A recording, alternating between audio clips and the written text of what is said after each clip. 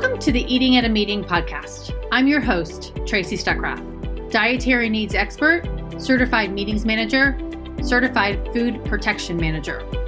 I have searched the globe to find people and businesses who are creating safe, sustainable, and inclusive food and beverage experiences for their employees, guests, and communities.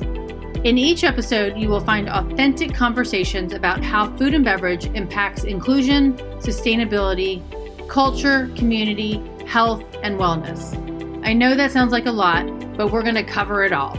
Are you ready to feed engagement, nourish inclusion, and bolster your bottom line? If so, let's go. And on today's show, I have son and father duo here, Larry and Adam Mogelonsky, partners at Hotel Mogel, which is a Toronto-based consultancy specializing in strategic planning for hotel brands and independent hotel properties across North America. Hello, gentlemen. Hey, how are you? I'm good. How are you? Awesome. Well, and it's just for our listeners, we were having, a healthy conversation before we even started. And I have been following, Adam, when was it we had coffee? It was 2017, 2018. Okay. So I've been following you all since then, before then, because you give a lot of really good insights to me as a planner, on what's going on in the hotel world. And I wanted to, and because you work all over the country or all over North America and you travel internationally, really wanted to talk to you about what's going on with food and beverage right now. Can one of you pipe in on what you're seeing? I'll let Adam start. Okay. The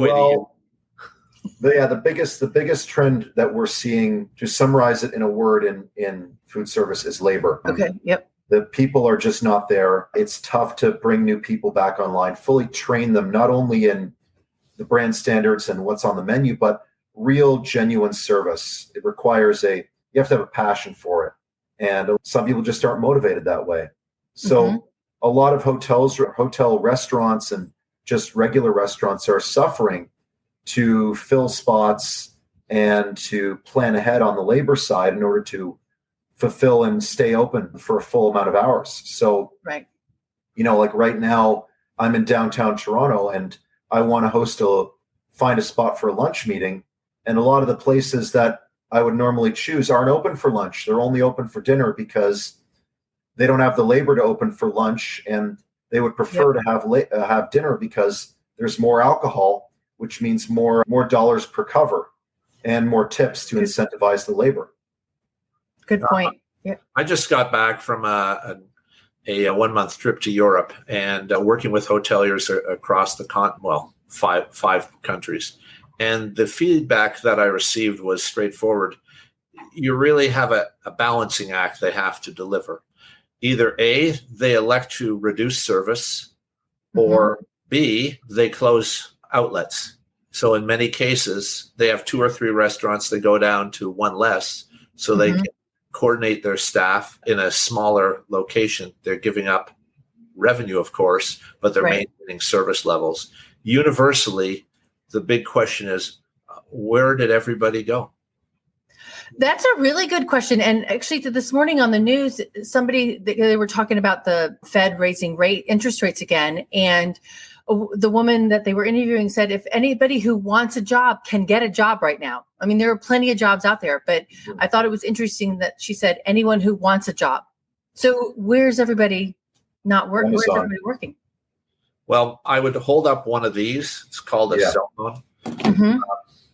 You can work on one of these phones from anywhere in the world. So why should I go into a restaurant? Why should I work in a difficult job in a high stress environment with a chef that yells at me, with a sous chef that thinks I'm an idiot, with waiters who are stressed and fussed? I'm not going to work in that environment.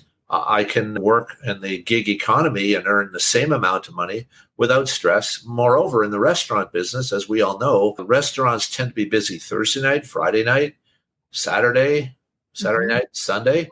I want to spend that time for myself. The Me Too generation says, I'll work Monday to Friday, 9 to 5. Maybe I'll work 8 to 6, but you're not taking away my weekends. And that's where our folks in the hotel and restaurant industry need the labor the most. So it's a real compression. Yeah, It is. Go ahead, Adam. sorry, I wanted to add to that is what we saw during the pandemic is the instability of reopening, or the uncertainty of reopening, compelled a lot of people to reskill into other parts of the service sector. So I say, as a banner, where do the people go? Amazon, which is, in a word, to say, Uber, the Uber Eats, the gig economy, Grubhub, all these other places where they can earn as they go and flexible hours. They've reskilled to jobs that are remote, so they don't need to waste time in transport. And as well, there's this narrative around living wages, which is related to inflation, where they look at a restaurant, and if it is paying minimum in the whatever market they're in, and the tips aren't good enough, then they're going to look elsewhere or continue to look elsewhere, because they know that whatever the inflation keeps going is going to compel them to keep looking, because they're not being paid a real wage. And it's kind of a zeitgeist narrative, so to speak. A few trends I saw in Europe, which would be an interesting applicability to North America, was the fact that the rates that they're showing include tips. So they say, if you wish, you can tip extra, but we've already included a tip in the dollar amount of the serving. The other thing I noticed is that prices have rocketed on food. And if anyone listening has gone to a supermarket and looked for a grade AAA or quadruple A or prime, whatever they call it, steak, you'll note that prices are $20 plus per pound, maybe even higher, maybe 30 or 40. Now, take that particular steak, bring it into a restaurant. Admittedly, they're buying wholesale, so they're getting a little bit of a better price. But if their food cost is $25, the standard in the industry is a 23.5% food cost. That's standard. So that means if you just say 25%, that means they have to charge $100 for that steak. They can't charge $100 for that steak. They're only going to charge, say, $65 or $70, which is even at the upper threshold, which means already their margins are being impacted. It is no longer a matter of looking at food and figuring out the price points to make your profit. Is looking at food prices for survival. Yeah. Whole different. Well, that is a whole different way to think about it. And somebody said today on that same conversation about prices or inflation is that a bag of Lay's potato chips has gone up 38% in the last year. And I mean, that's crazy in and of itself. Having run the Lay's business way back in the days when Adam wasn't even born, actually, or maybe he just was, I can tell you that the people at PepsiCo Foods know pricing better than anyone else on earth. They're geniuses. So if they're passing that price along, I can tell you it's because their costs have moved. They don't do this without any intrepidation. Well, that's good to know, but it is also scary, and where that is. And so let's apply that to that hotel restaurant or that hotel catering menu, right? And how does that price go up? Well, there's several aspects. One is portion control to the extreme. So if you had an 8-ounce steak, maybe you can bring that steak down to 7 ounces. Who needs an 8-ounce steak? Well, let's say an 8, or maybe you can start shaving your food costs that way on your proteins. The second is you can bulk up on the portions that are less costly, such as potatoes or rice. Yes, they cost money, but they can fill a plate. One of the other tricks of the trade is you can make the plates smaller.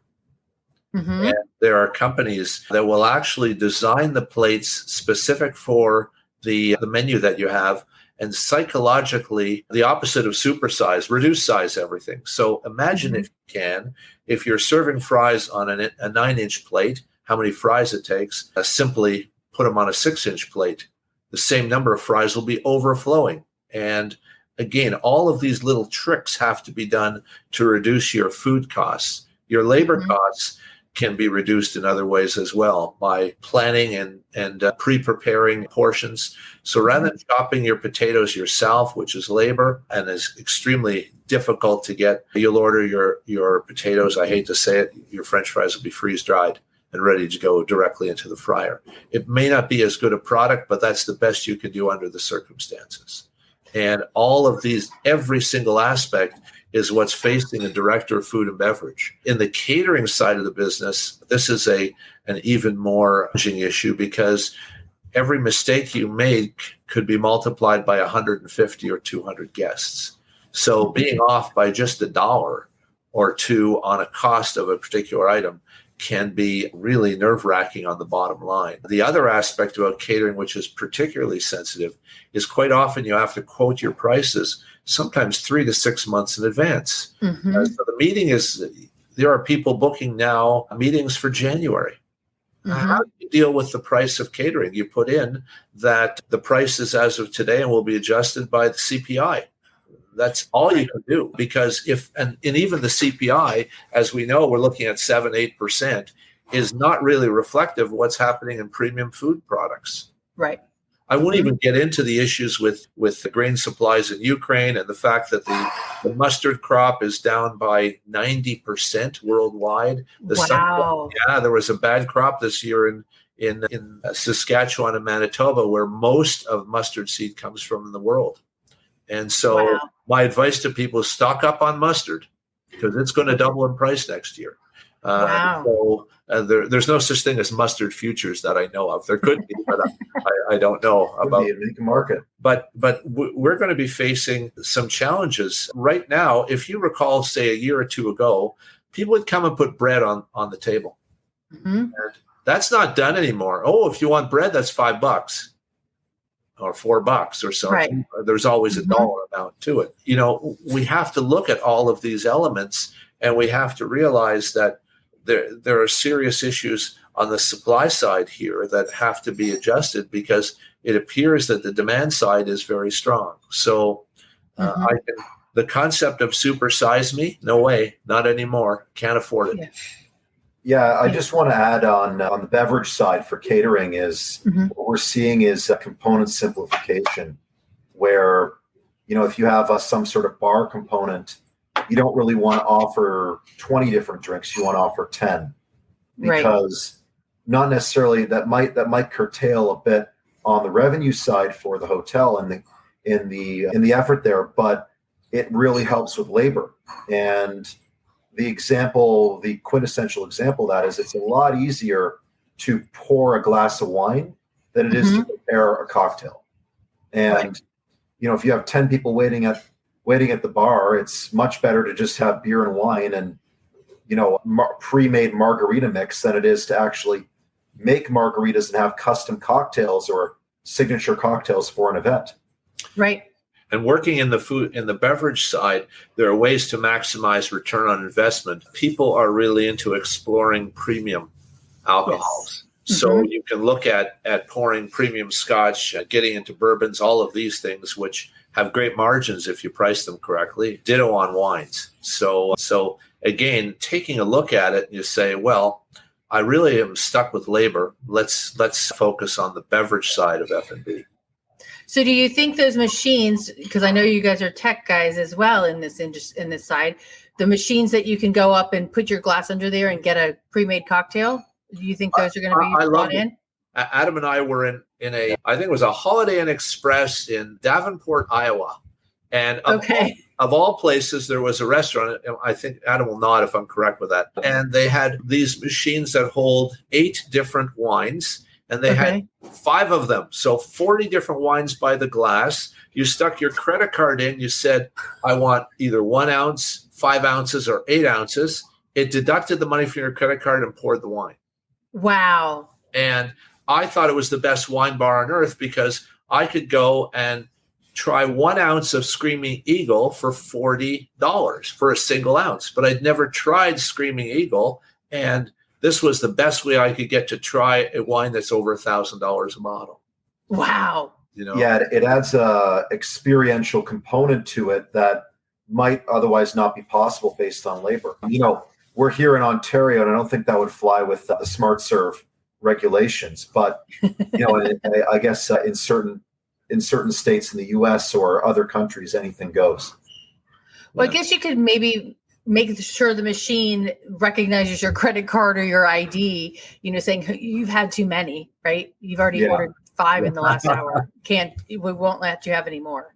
Well, limited to 1 ounce pours, you'll be there forever. You'll never get trusted. You're spending all your time entering your 4-digit passcode, and if you can't figure out what your passcode is at one point, you can't get a drink. Yeah, exactly. Now, kind of on that same kind of topic, what about ghost kitchens? I know that one management company is utilizing ghost kitchens to help reduce their labor costs. Are you seeing that in some hotel brands or franchise ownerships? Well, I haven't seen it, and only because I'm dealing with hotels at the 5-star range. And for a 5-star hotel or a 5-diamond 5-star, the focus is on food and beverage authenticity and controlling their environment. The concept of a ghost kitchen is interesting because you basically pass the labor issue off to somebody else. Mm-hmm. So I like the idea. The practicality is a challenge. Okay. I mean, getting it to the back of the hotel and yeah. Yeah. I mean, food is experiential. So a lot of places, a lot of hotels or restaurants in general want to have that food prepared on site as part of the experience. And we're seeing more of the move. We'll continue to see it more towards the open kitchen model where restaurants, you can view right into the kitchen because it adds to the experience. And particularly coming out of the pandemic, people want to see what's going on. Right.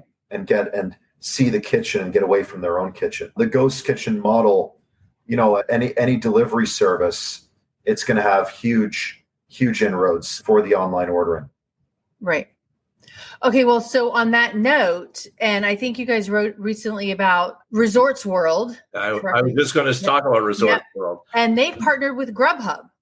Well, Resorts World, for anyone who hasn't been there, and is a diner, is a must attend. I spent a week there just after opening, attempting to try some of their 23 different restaurants. But apart from the sit-down traditional restaurants, they have what I'm going to call a street scene. They give it a fancy name.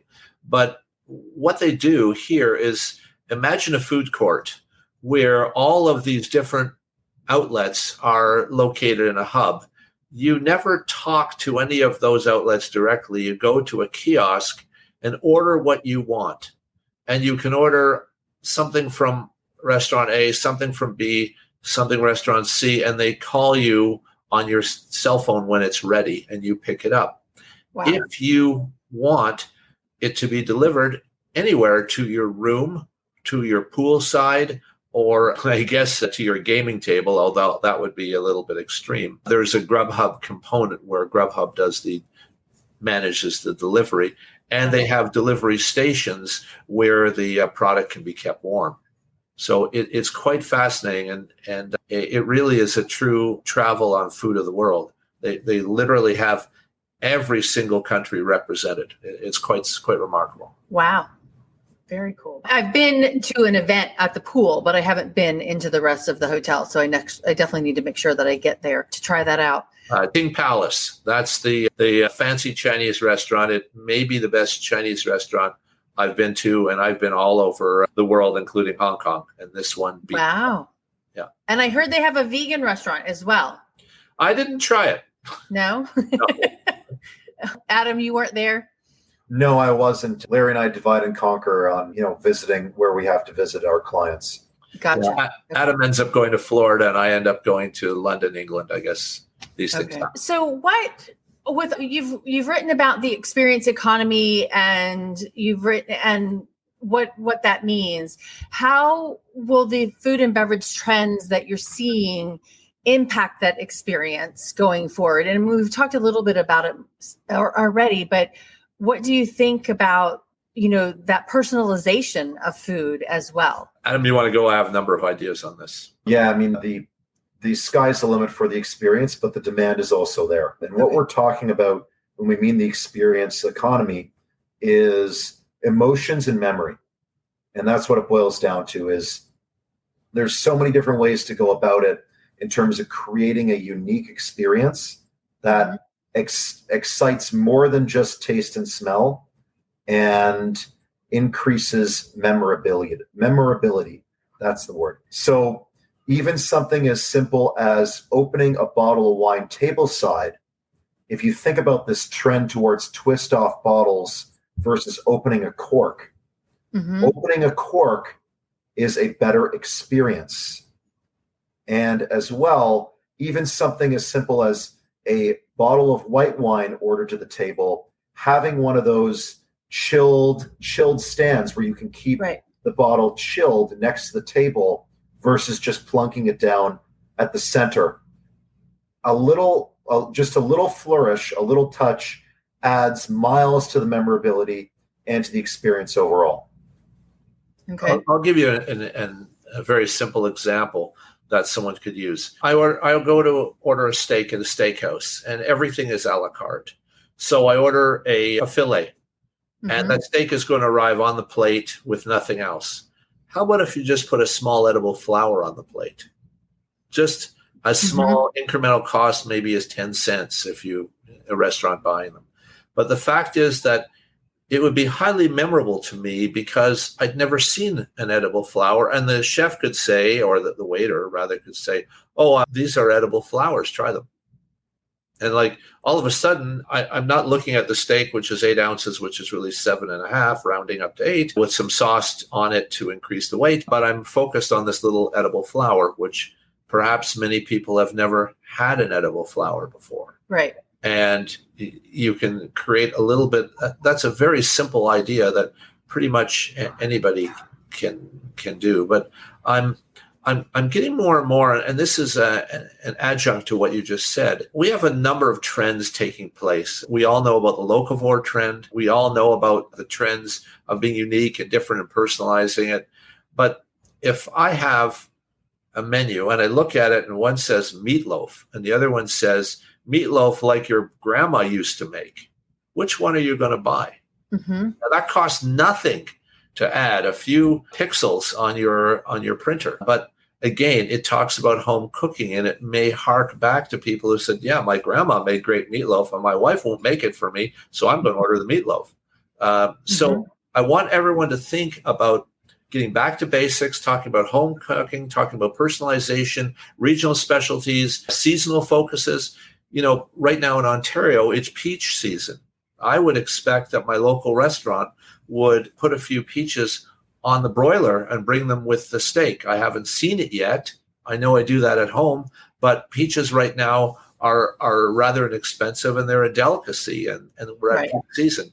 Are restaurants thinking? Well, if you're part of a chain, you don't think, you just act.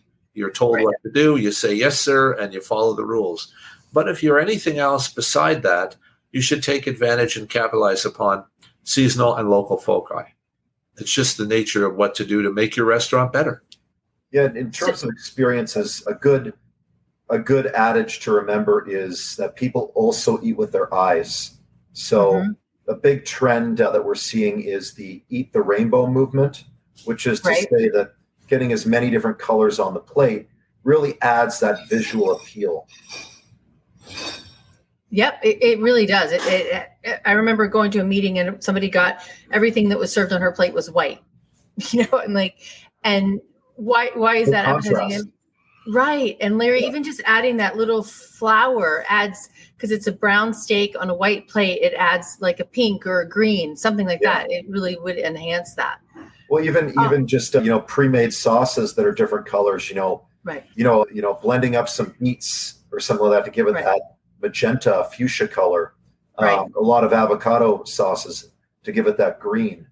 There's little ways to add color, which then allows you to charge more, which is important, but also adds that memorability. Yeah, and that personalization. And personalization is not just for the individual, but it's also for the restaurant. So instead, have you eaten at XYZ? You don't want them to say, yeah, I ate there and the prices are double what they were before the pandemic.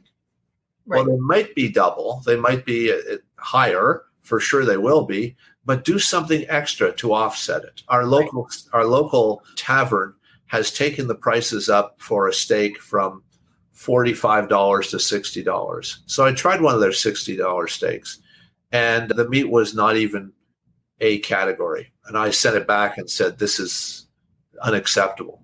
because what people have to do is recognize that some restaurateurs still don't get it. Right. And unfortunately, in this business, you have to be on your toes all the time. Just because your costs are up, just because your labor has shot through the roof and you can't even find half the servers you need, you have to compensate for that. With people always remember quality. And people, I can remember that lousy steak, and I remember who I was with, and I remember the date it was, and I remember what was wrong with the steak. And sadly, that piece of meat should never have gotten onto the plate. It should have been put aside by the chef and returned to his wholesalers saying, this steak was unacceptable. Give me a credit. Yeah, to add to that is to your experience there, to unpack that, it boils down to something that everyone can look up on Wikipedia. Is called the peak end rule, where when we think about memory in hindsight, people remember the peak of an experience and they remember the end of an experience. Not in absolute terms, but they're more likely to remember the peak and the end. Yeah. So when we talk about people remembering the price or the price differential pre-pandemic, all that sort of stuff, one thing that hoteliers or restaurateurs could do is you don't want to end on the bill. So you give people the bill, they pay, give them some cookies or some mints or something cheap afterwards. So the last thing they remember is a little piece of food, something sweet, something that is endemic of the quality of the restaurant, not necessarily the bill. And then, of course, the peak, that rotten steak, that can be fixed with some service side where you really need to train people to really go over the top to correct those. Yeah, right. I use the terms, some accounting terms. In accounting, they use for inventory management, FIFO, first in, first out. LIFO, last in, first out, which is not an acceptable accounting practice, but it is the only practice that counts in food and beverage. So your accountants are looking at FIFO, but you're looking at LIFO. What is the last thing you do? That is the lasting image that is going to be given to your customers. We didn't even talk coffee. Coffee, even though prices have gone up, still has the best margin of anything that you're going to serve. So don't go cheap on the coffee. Get a really great blend, have it custom made for you and say, hey, this is my custom blend. What do you think of it? And you've already positioned yourself as being a superb coffee, and now you've got an opportunity to generate more. And given what I call the Starbucks price standard, which is a basic coffee is $4 or $5, you can charge $4 or $5. Your cost is going to be 25 cents. And now if you up your price to 35 or 40 cents, your margin's impacted, but not much. Well, okay. Meeting planner's biggest gripe is $132 for a gallon of coffee. It's already that much. And then I think that should be looked at. And it should be, yes, it's $132, but this coffee is custom blended for it. It is the best coffee you'll ever taste. And we come with a number of sides that go with it. The coffee includes cookies or candies or snacks. And it also includes that. So you don't say it's $132 for this cauldron of coffee. It's $132 for this coffee service, which includes all of these extras. And then you rationalize it and you say, okay, makes sense. Well, and I'm going to throw something on there as well. It also includes your alternative milks, because there are some properties that are charging you for having the soy milk or the nut milk and everything else. I got charged $38 a quart for soy milk to add it onto my coffee bar. And whereas Paul McCartney's asking Starbucks not to charge extra for the alternative milks. Yeah, right? Well, Paul McCartney is one person. I drink my coffee black, so I don't really get involved in it. But the costs are going high, and what are people supposed to do? Right. Yeah. I think the reframing of it as a coffee service, it goes back to that meatloaf versus your grandma's meatloaf example. Is people really are looking for specificity of details in everything now. So it's no longer good enough to just have a coffee blend per se. You have to say it's a coffee blend and write out all the tasting notes. Or one step further is people are looking for single origin coffee. Yeah. And single origin coffee, they're looking for specificity to all other ingredients. It's no longer just a side of lettuce. It's what type of lettuce is it? Chocolate, wine, listing off the various tasting notes of wine by the glass. Just being more descriptive about things really goes a long way to set the mood. Well, what I saw in my 3 Michelin star restaurant was not only the fact that they told you what you were eating and what the ingredients were, they also told you every single location where that product was sourced. So there's nothing stopping you on a coffee service that's saying it's 100% Arabica beans, custom blended for us, and the beans were selected from Ecuador, Venezuela, and 3 other countries, whatever. And just make sure when you pour the beans in, no one sees you pouring it from a Starbucks bag. Right. Right. And if you create the story. It might still burn somebody that they paid $132 for that cauldron of coffee, but at least they'll say, well, it's pretty damn good coffee. Right. So that's the way you have to do it. Well, and there's some planners who have taken, instead of doing coffee service, they're going to give you a $5 gift card to Starbucks.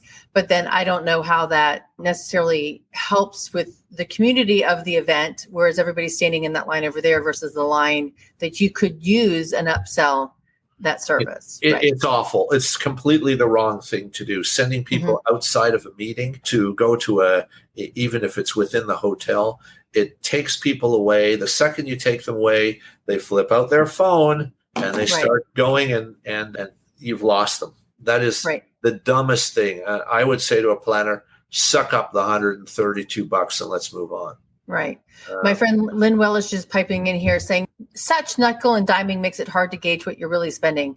Did you ever think you would see a $20 hamburger with $2 more for fries instead of chips? My answer is 20. Just get ready for 30. I mean, a McDonald's, somebody told me a McDonald's Big Mac meal is $11 now. Yeah. And I wouldn't recommend that to anybody. There's a lot of chemicals in there. Yeah. But this whole inflation thing, it's going to keep going. So get ready for a $30 burger. At our local, again, the local pub, a burger is $32. Wow. Now that seems high, and it is, but it is a burger experience. It is a home cooked bun, tremendous bacon, blue cheese, a great patty of beef that they've just ground, lettuce and tomatoes, and some home cut fries on the side. It's over $30, but I'd look and say that's an experience. If it's $20 and it's just a burger and there's nothing going to it, and you look at it and you say, well, then yeah. Not. So I popped on your website this morning just before we got on, and I found an article that I had found a couple of weeks ago as well that Adam, I think you penned it, was from B to B from bed and breakfast to breakfast or bed and lunch for a hotel package, intermittent fasting. How it was interesting to read, to learn how hotels, how do you package food and beverage, especially if you're doing an event, but looking at the services that they're offering in that food and beverage and that intermittent fasting along with other dietary trends. Right. So the whole thing with intermittent fasting is it harks at a bigger thing, which is the human's inability to really predict exponential trends. And the science is out. Intermittent fasting is incredibly good for your body. The bottom line is, without citing any scientific papers here, you can't fix a car with the engine on. And throughout the 20th century, the food industry basically funded a lot of science that shows, you need 3 square meals a day. That's what you need, right? And you need to snack. Snacking boosts your metabolism. Wrong. It doesn't. Snacking actually causes a lot of problems. So now we're going back to various forms of intermittent fasting. The most basic is an 8-16, where you eat everything within an 8-hour window, and then you have 16 hours off, including sleep. So you take someone like me who intermittent fasts and has incorporated that into my regular lifestyle. A B&B package or trying to be upsold on breakfast does nothing. In fact, it does a negative because it shows the hotel doesn't really know who I am. And now we have the counterpoint. Okay. The counterpoint is that Adam is at one end of the spectrum where he gets it, he understands it, and he's living proof of someone who manages their health exceptionally well. When you're planning a meeting, you have to plan for the average, though. And the average is somebody who expects still 3 meals a day, and they expect to be wined and dined by the host. We have seen, and there's a science to it, that you can create meals that will actually improve both memorability as well as eliminate the 3 p.m. time for a sleep. And you can construct menus that are actually healthy. And Adam, we were at a place north of Toronto where there was a science that the chef was undertaking to really understand and build a lunch menu that actually promoted and adjusted the sugar levels in your body so you wouldn't have this huge peak and crash, about a couple hours after lunch. Adam, do you want to fill in on what they were doing? Yeah, so it's, the science basically, breakfast, you got to have it. Lunch, you got to have it. Snacks, you got to have it. But it's a matter of, do you serve cookies or do you serve fruit? And both, they might, on a gram by gram basis, they might have the same amount of raw sugar in them, but the body interprets them both vastly differently. So one, with the cookies, you peak and crash, and then you're left in the afternoon and you have an unproductive afternoon and you need a ton of coffee to recharge. Versus fruit has a blunted insulin response and therefore will help to sustain that thoughtfulness throughout the afternoon. And that's a very basic example of it. So when we look at other examples, like, do you have baked potatoes as a side, or do you have rice and beans, which has a little bit more to it? And there's tons of very minor tweaks you can do to increase the productivity of that meeting time based on the foods you serve.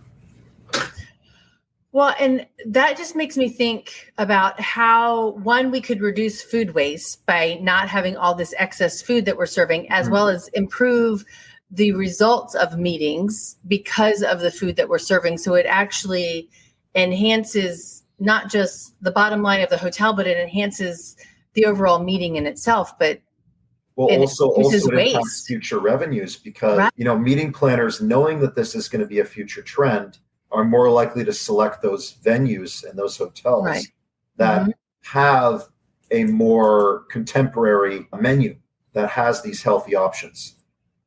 So how do we get chefs to move that way, or food and beverage director? Who's leading that charge? Well, having worked in this area, it's not easy, because the trends are there, and it's like all of those penguins ready to jump off the cliff. They know the first one that jumps off is probably going to be eaten by the seal or the shark or whatever. So everybody's sitting on the edge waiting, because the traditional menus that are offered are fairly traditional. So who's going to be the first one to step out and say, this meal is going to alleviate the issues of the afternoon. This is healthier. So someone expects their cookies and coffee at 3 p.m. Instead, no, we're going to give you some granola snacks and some green tea. And they're going to look at you and say, this isn't a yoga class. This is a meeting of the truckers or whatever. Right. So you have to work gradually and start with some healthier options on your menu of catering, or your catering menu rather. Start with some healthy options and slowly increase them. And then if you have a situation where people can test it, give them an opportunity to try it. So kind of put them out and say, look, I'm going to add a few healthy options onto the buffet, and let's see how they go.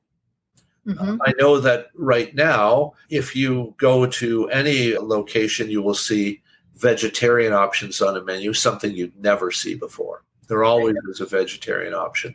And increasingly, you're going to see more of that as people recognize that healthy eating is part of the longevity process. It's part of how you as an individual survive. You cannot live on steaks and Diet Coke. Your body is not going to, after a while, something's going to pop out or pop loose or stop working. It just it just isn't working for our bodies. Man has evolved over the past thousands of years quite slowly, and the evolution is taking place continuously. But the revolutions in food science, talking about artificial sweeteners and other aspects, are just not in Homo sapiens diet or plan. Think of it this way. In Canada, we use aspartame because aspartame in the United States is considered a poison. In the US, they use saccharin because saccharin in Canada is considered a poison. Okay, what gives here? Right. The answer is, if you have to have a soft drink, go back to the original Coke. It's a great product. It uses corn sugar, and you know what? You'll get a buzz from it. Just drink one. Right. Not 2, not 10, and don't supersize. You'll have a fantastic drink. Pepsi is fantastic as well. And again, but the diet drinks are something that really you should use with caution. They are not, and Adam can explain this better, but you will not lose weight moving on diet drinks. It's just an example. Yeah, I wish they'd supersize the water cup versus reduce. When you ask for water, they give you the Dixie size cup, Ask for 2. Yeah. So, or even just some carbonated waters. Just some. There's lots of different flavors out there. Like look at what that brand LaCroix has done in terms of high end 0-calorie beverages. Right. Exactly. Amazing. Yeah. And we just had a tasting of 0-calorie wines. Zero alcohol wines. Very light on calories as well, where they've taken a series of botanicals and mixed them with apple cider vinegar to create wines. And you taste them, and your mind is saying, well, they're wines, but I can't pinpoint it. There's not one grape in the entire thing. Wow. And it touches on another trend, which is the growth of non-drinkers. Exactly. Yep. Drink alcohol or are very selective about the times they drink. And particularly in a meeting setting where time is so fleeting, people don't want to compromise their brain power with, beer after beer or glass of wine after glass of wine, where you can easily pound through 15 ounces of red wine. And then, then you're only at 80% of what your brain can do. You'd be lucky if you're hitting 80 at 15 ounces. And let alone the responsibility of what's known as the Innkeepers Act, which ensures they're drinking at your event and you don't have any controls. They can drink as much as they want and they get into their car. You are responsible. You have to be very cautious there. Exactly. So offering a non-alcoholic alternative is an important way to mitigate, not necessarily eliminate your risk, but certainly mitigating it by offering these non-alcoholic alternatives. That are not the traditional soda. Let's clarify that. Yeah, forget soda. They look like wine. They taste like wine, but they have 0 alcohol. Yeah, and a lot of them also incorporate, healthy ingredients like the ginger drinks, lemon, turmeric, all this sort of stuff you can throw in there to add color, add flavor, and add a health component. Yeah. Right now, there are numerous gin alternatives that have 0 alcohol, and you can make a gin and tonic. It'll taste like a gin and tonic, but there's no alcohol. Wow. That's amazing. And these products are expensive. They're not cheap because the systems involved in building them and constructing them are quite costly. But they have virtually eliminated the need to have alcohol at an event. I could have a party with 0 alcohol, and I could have 0 alcohol beer, wine, and gin and tonics. And I haven't quite done scotch yet, but I'm sure someone will work on it. Somebody will get it.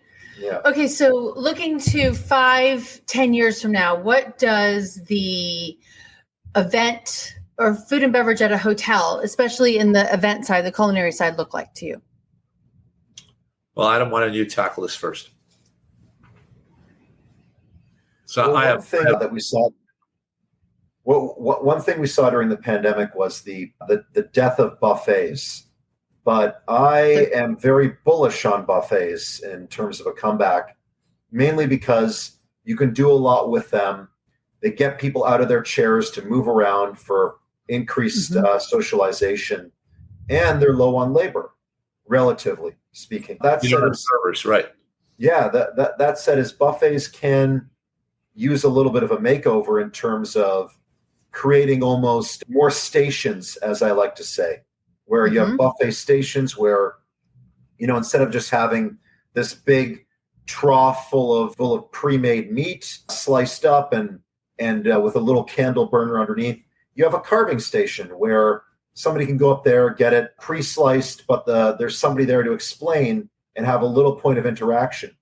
And again, I see sort of the station model as being really great for events because it gets people moving about the space instead of just the traditional one where you have a plated event, you sit down at your rounds and you're basically just seated in the same place talking to the same people for 2.5, 3 hours, and then you leave.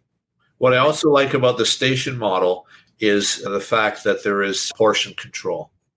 And what I saw, we were at the Alani Hotel in Honolulu, and this was during the pandemic. And we traveled there, and despite having shots and all that stuff, we got to the hotel, and they have a Sunday brunch, which is considered one of their signature events.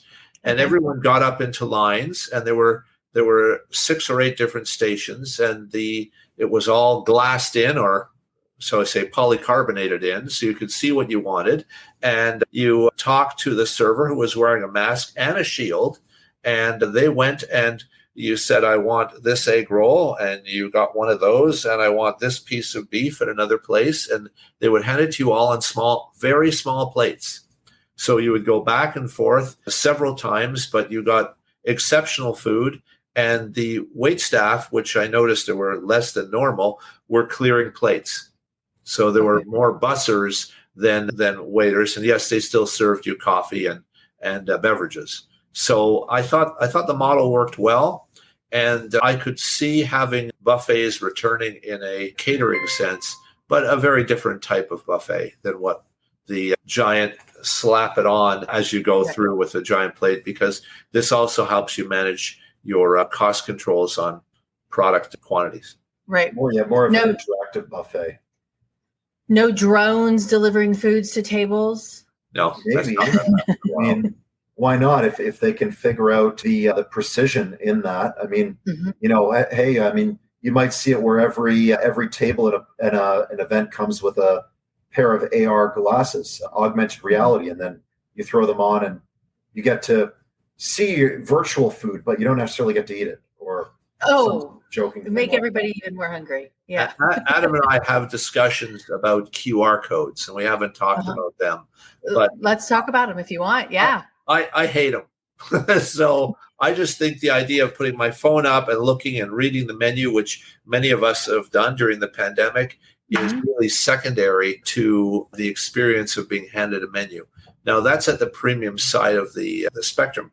At the mid to lower side, I could see having a QR code, which you scan to read the menu, and that allows you to automatically adjust the prices daily if you wanted to, because the QR code is not stored in your computer.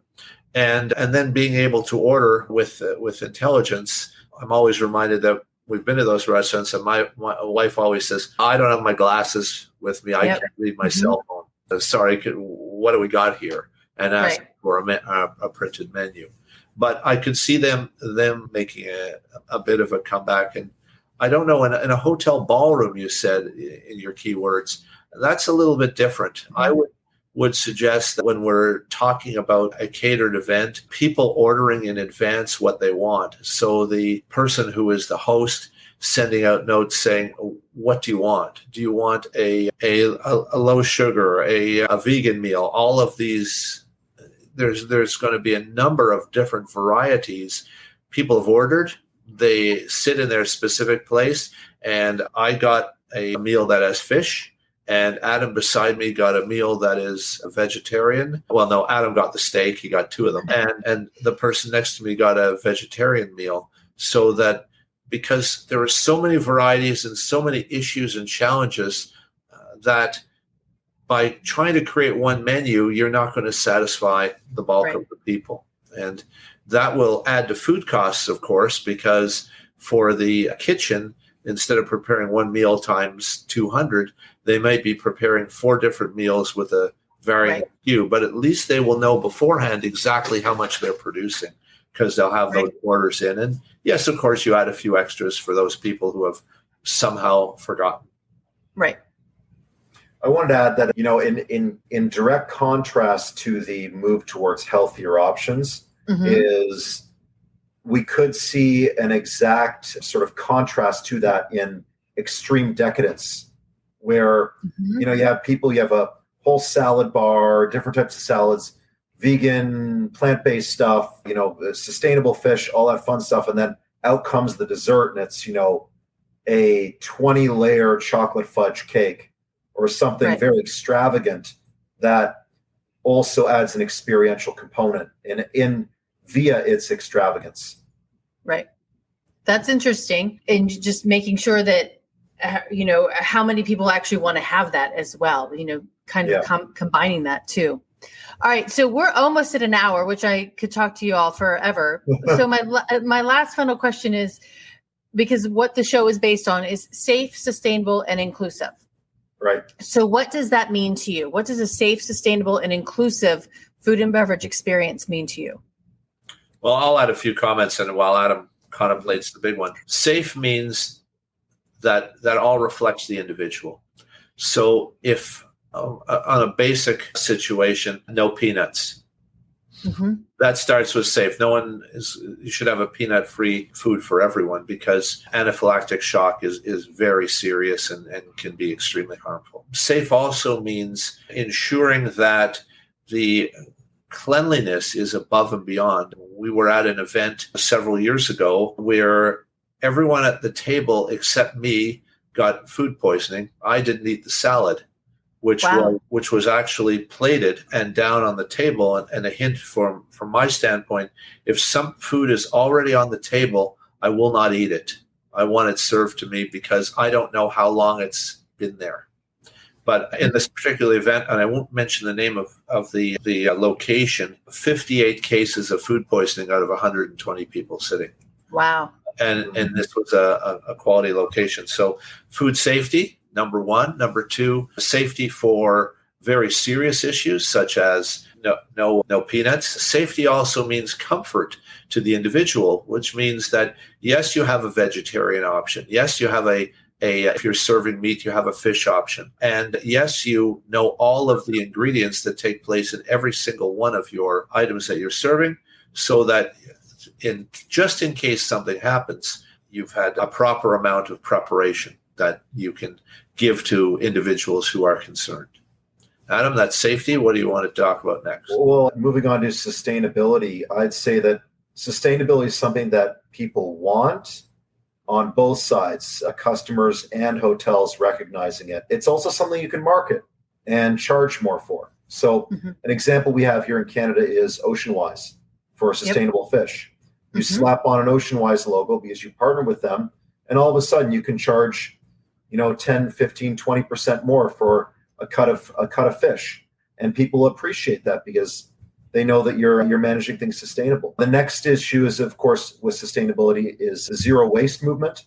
So it's not just a matter of using beets, but using beetroot greens. So you're using the green portion of it, and you're using the entirety of that vegetable, or even on the meat side, nose to tail, which is, it's not just, it's finding interesting ways to incorporate organ meats, which are actually very healthy, and other parts of the animal, not just the prime cuts of steak. In terms of upcoming trends for the future, one that hasn't caught on yet, but will have to, because governments are going to start to get involved, is invasivorism.